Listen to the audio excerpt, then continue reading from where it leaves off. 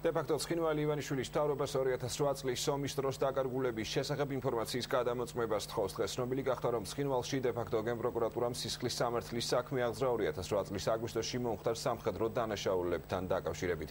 მაია ფანჯიკიძე ცხინვალის მიერ დაწყებულ გამოძიებაზე კომენტარს არ აკეთებს, თუმცა საქართველოს საგარეო საქმეთა მინისტრმა მთავრობის ხდომის შემდეგ ის მიზეზები ახსნა, რის გამოც 2008 წლის მოვლენების ხელახალი გამოძიებით ოფიციალური თბილისია დაინტერესებული. ჩვენ ძალიან მკაფიოდ განვაცხადეთ, რატომ ფიქრობს საქართველოს მთავრობა, რომ გამოსაძიებელია 2008 წლის პერიოდი. და სხვა რა გამოძიება დაიწყო, ჩემთვის უცნობია, რა საქმნობიან ისინი ასევე უცნობია.